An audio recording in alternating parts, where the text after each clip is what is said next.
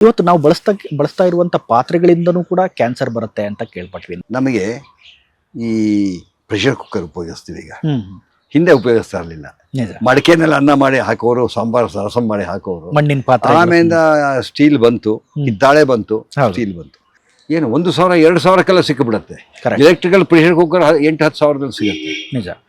ಏನಾಗಿದೆ, ಈ ಹಳೇ ಕಾರುಗಳು ಇದೆಯಲ್ಲ, ಇಂಜಿನ್ನು, ಹೌದು. ಅದೆಲ್ಲ ಕೆಟ್ಟೋಗಿರೋದು, ಉಪಯೋಗ ಬರದೇ ಇರೋದನ್ನ ತೆಗೆದು ಕರಗಿಸಿ ಈ ಪಾತ್ರೆ- ಅದರಲ್ಲಿ ಪಾತ್ರೆಗಳನ್ನ ಮಾಡ್ತಾರೆ, ತವಾಯಿ ಮಾಡ್ತಾರೆ, ನಾನ್ ಸ್ಟಿಕ್ ತವಾ ಮಾಡ್ತಾರೆ.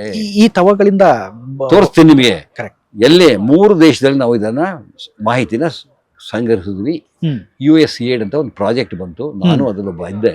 ಹ್ಮ್ ನೈಜೀರಿಯಾ, ಮೆಕ್ಸಿಕೋ, ಇಂಡಿಯಾ, ಹ್ಮ್ ಈ 3 ದೇಶದಲ್ಲಿ ಈ ಹಳೆಯ ಕಾರಿನ ಇಂಜಿನ್ಗಳನ್ನ ಕರಗಿಸಿ ಅದರಿಂದ ಪಾತ್ರೆಗಳು, ಪ್ರೆಷರ್ ಕುಕ್ಕರ್ಗಳು, ಅಡಿಗೆ ಪಾತ್ರೆಗಳನ್ನ ಮಾಡಿ ಅತಿ ಕಮ್ಮಿ ಬೆಲೆಗೆ ಮಾರ್ತಾ ಇದ್ದಾರೆ.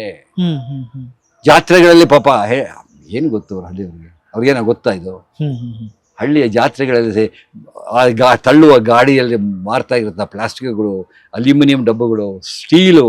ಹೌದು.